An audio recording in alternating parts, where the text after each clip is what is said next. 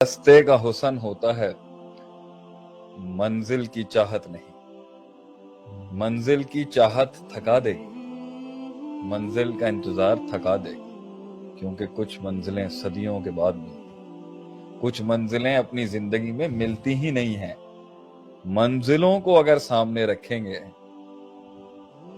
تو راستے تھک جائیں گے،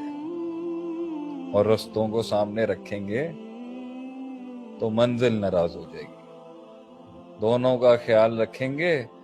تو وہ پیچھے والا ساحل پہ بیٹھا ہوا ڈرانا لگ جائے گا۔ نہ پیچھے کا ڈرائیں کیونکہ اس میں فیلئر کا خوف آ جائے گا، اور نہ آگے کی ایسی پاگلوں والی امید دیں کہ آگے ٹوٹے تو ڈپریشن میں چلا جائے۔ رستے کا حسن سمجھائیں اگلوں کو چلنے کا، اس رستے پہ جو راز افشاں ہوں گے، اس رستے پہ جو باتیں پتہ چلے، اس رستے پہ جو اپنے پوٹینشل کی لمٹ پتہ چلے، اس رستے پہ جو تغیرات آئیں گے، جو چینجز آئیں گی، جو نئے لوگ ملیں گے، اپنے نفس کی بدلتی ہوئی حالتوں کا جو تجزیہ ہوگا، جو اپنے نفس کے بدلتے ہوئے اپنے کمفرٹ زونز کو چھوڑنے کی جو انجوائمنٹ ہے، جو درد ہے اس کا، اپنے کنوینئنسز کو چھوڑنے کے جو درد ہے اس کا، اپنے گھروں سے نکلنے کا جو سلمان فارسی اگر منزل کی آڑ میں رہتے، منزل تو تھی دل میں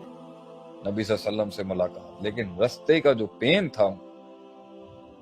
کہ ایک دن میں ملوں گا آپ صلی اللہ علیہ وسلم سے، اس کے لیے کہاں کہاں انہوں نے مار لیا، تو وہ درد جب آتا وہ اور ان میں ہمت پیدا کرتا، وہ تکلیف انہیں اور کنسسٹنٹ کرتی۔ تو رستوں کے اندر جو آپ کے ساتھ ہونا ہے اس کو انجوائے کریں۔ جو رستوں کے آگے منزلیں ہیں اور اس کا سوچیں گے تو تھک جائیں گے، کیونکہ کچھ ویژن 10 سال کے ہوتے ہیں اور کچھ 100 سال کے ہوتے ہیں۔ تو میری نظر میں آگے کا پیچھے کا خوف اور آگے کی امید کے بجائے اسے یہ بتائیں کہ زندگی کا حسن ہی مشاہدہ ہے،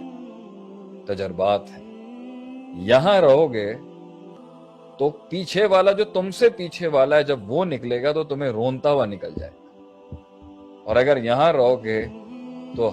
وہ کشتی کو دیکھتے ہوئے کہ وہ کہاں تک جا رہی ہے حسرت مار دے گی۔